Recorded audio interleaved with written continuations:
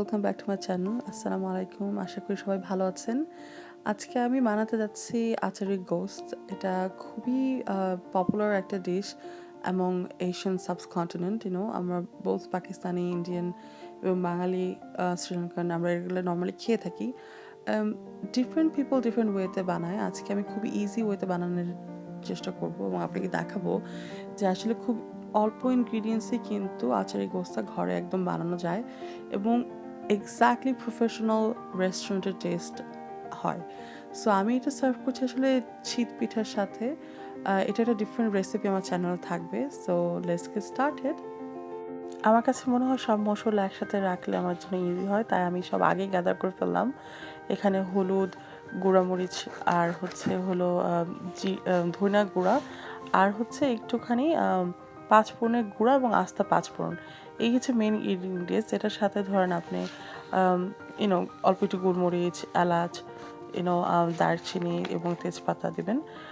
রসুন, মরিচ এগুলো তো আলাদা যাচ্ছেই সাথে।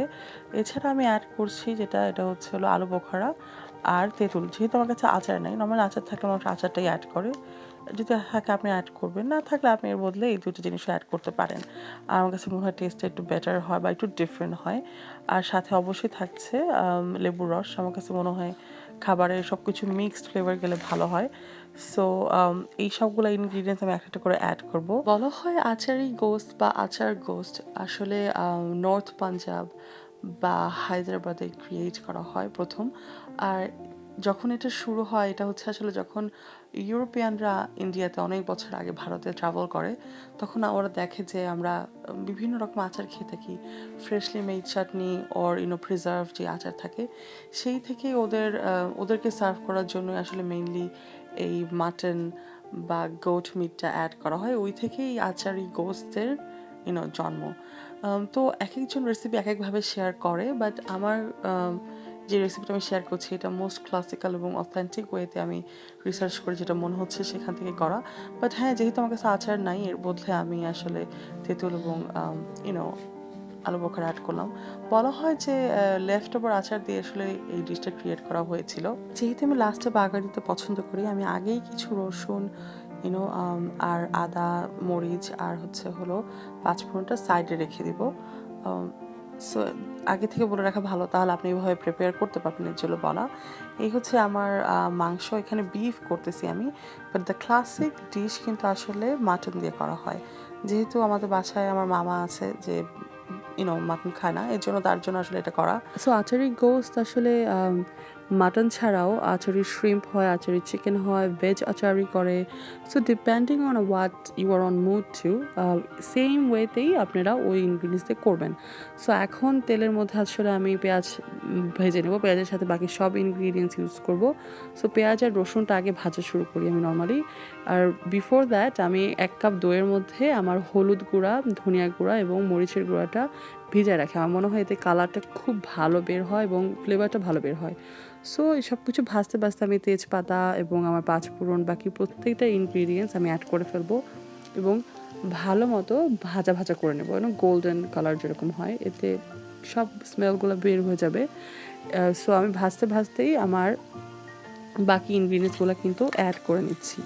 কিছুক্ষণ আগে আসলে আমার একটা ফ্রেন্ড আমাকে ফোন করে কানাডা থেকে, বলে যে স্বর্ণা, তোমার রেসিপি আমি ট্রাই করছিলাম, আচারি গোস্ত বলছিলা, ভালো হয় নাই, কেমন জানি হয়েছে। তো আমার খুব ফানি লাগছে। আমি বলছি, কেন, সব স্টেপ ফলো করছো? বলছে না। আমি বলছি ঠিক আছে, রেসিপিটা দিব। সো এই জন্য ওর জন্য আসলে ডেডিকেটেড করে আমার রেসিপিটা করা। আর আসল কথা কি, মন যদি আমাদের ভালো না থাকে তাহলে রান্না নর্মালি খারাপ হয়েই যায়। আমার এটা খুব হয়। তো কথা বলতে বলতে বোঝা গেল আমার ফ্রেন্ড আসলে মনটা ভালো ছিল না সেদিন। সো বেসিক্যালি খাবার রান্নার জন্য যেরকম ভালো ইনগ্রিডিয়েন্টস দরকার, মন দিয়েও আসলে রান্না করতে হয়, তাহলে দেখবেন অটোমেটিকলি সেই খাবারটা আমার কাছে মনে হয় খুব ভালো, লাইক আউটকামটা খুব ভালো হয় আসলে।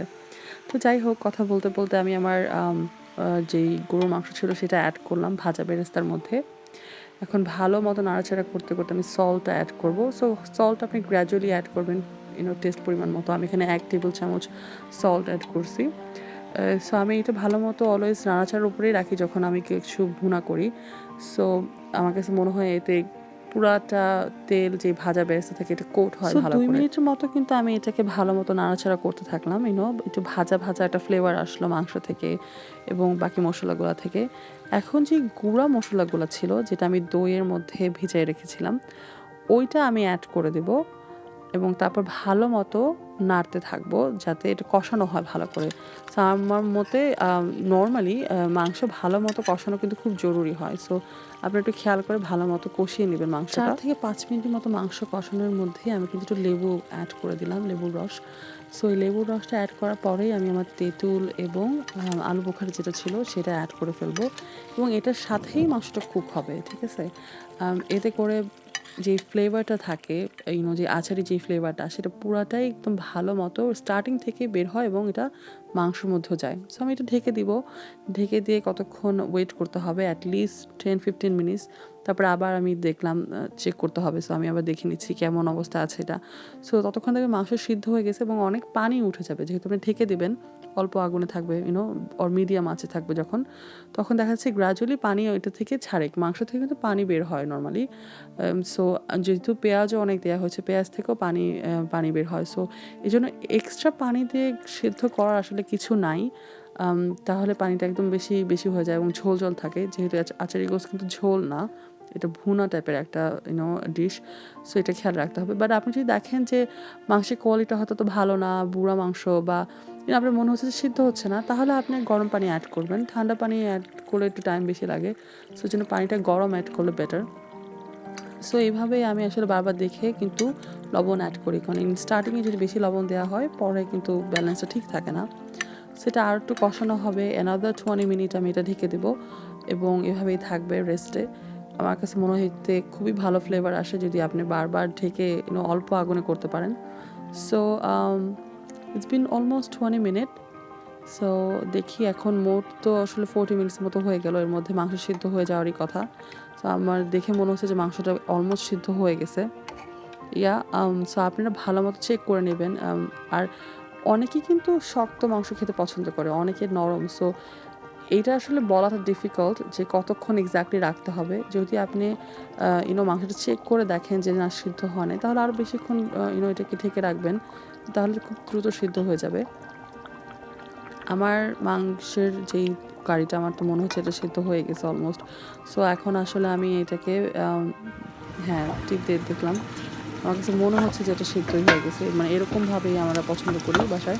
সো আমি এটাকে এতটুকু সিদ্ধ রাখবো এবং এটার বেরেস্তার জন্য যে আমি রসুনটা আলাদা করে রেখেছিলাম ওটা রেডি করব। এবং এখন নামানোর আগে আমি এটাকে বেরেস্তা দিয়ে বাগার দেবো। সো এর আগে আমি অল্প একটু এক্সট্রা পাঁচফোড়ন অ্যাড করছি। আমার কাছে মনে হয় এরকম গ্র্যাজুয়ালি অ্যাড করলে ফ্লেভারটা খুবই ভালো হয়। সো আমি এটাই করে থাকি। আমি পাঁচফোড়ন কিন্তু গুঁড়াও দিয়ে দিলাম। যদি আপনার কাছে না থাকে গুঁড়া দেওয়ার প্রয়োজন নাই। বাট আমার কাছে এটার স্মেলটা আরও বেশি বেটার মনে হয় যে নামানোর আগে দিয়ে পাঁচফোড়ন দিয়ে একটু ঢেকে দেওয়া বা রেখে দেওয়া। তো এখন আমি বেরেস্তাটা রেডি করে ফেলছি। আমি বেরেস্তাটা কিন্তু সরিষার তেলে করতে পছন্দ করি। অনেকে বলে যে এটা নাকি পুরাটাই সরিষার তেলে রান্না করা হয়। But that's not true. আমি অথেন্টিক রেসিপিতে এরকম পাই নাই, যেহেতু আমি একটা বুক ফলো করি। ওই বইটা আসলে অরিজিনাল রেসিপির স্টোরি আসে। আমি এখন অ্যাড করে দিলাম আমার বেরেস্তাটা। দেখেন কালারটা কী সুন্দর হচ্ছে, এত সুন্দর স্মেল এখানে বলার বাহিরে। আপনারা যখন রান্না করবেন খুবই ইমপ্রেস হয়ে যাবেন, সত্যি কথা। সো আপনি অবশ্যই ট্রাই করে দেখবেন। এটা আহামরি বেশিক্ষণ লাগে না, রেগুলার গরু ভুনা বা মাটন রান্না করতে যেরকম সেরকমই, সেরকম কষ্টর কিছুই নাই এটা, এবং এটা খেতে অস্বাভাবিক মজা। সো আপনি প্রিয় মানুষদেরকে যখন দিবেন তখন তারা খুবই ইমপ্রেস হবে। তো ট্রাই করবেন। আর আমার কাছে মনে হয় যে ডিফারেন্ট ডিফারেন্ট টাইপের রেসিপি ট্রাই করাটাই বেটার। একই গরুর ভুনা, একই খাবার বারবার যদি আমরা আসলে সার্ভ করি কেমন যেন একটু বোরিং হয়ে যায়, বা সেম ঝোল প্যাটার্ন ভাল লাগে না। আমি কিন্তু চিকেন আচারিও করছিলাম, ওইটাও খুব ভালো হয়। সো আপনি যদি মনে করেন যে বাসায় আজকে মাটন নাই বা বিফ নাই, চিকেন দিয়েও করতে পারেন। ইভেন আমি একদিন চিংড়ি মাছও করছিলাম, আচারি চিংড়ি যেটা, ওইটাও খেতে খুব ভালো লাগে। আসলে এই আচারের ফ্লেভারটাই খুব সুন্দর আসে। সো আমার রান্না কিন্তু শেষ আপনাদের সাথে গল্প করতে করতে। কালারটা দেখেন এত সুন্দর হয়ে গেছে। আমি এটা এখন সার্ভ করব।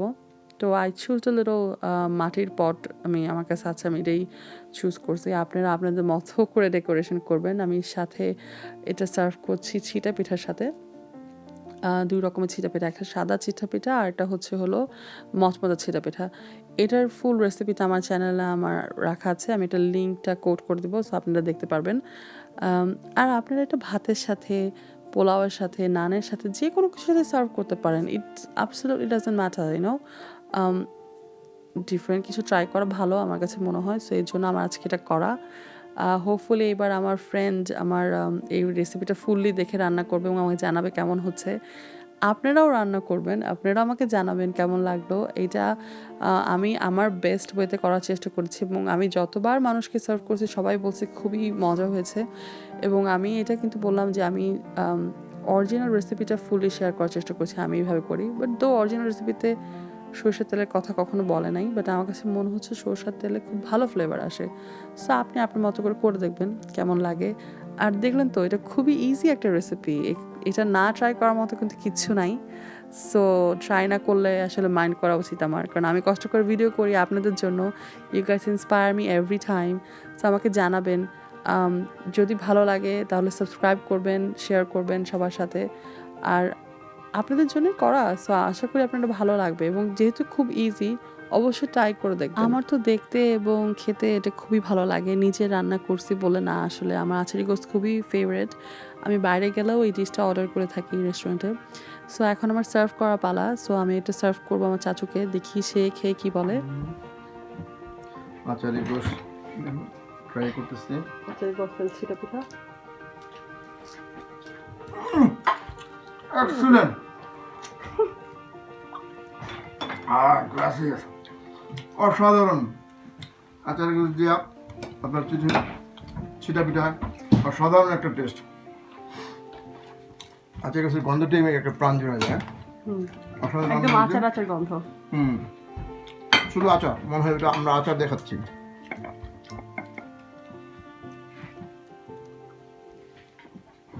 Thank you Sonali.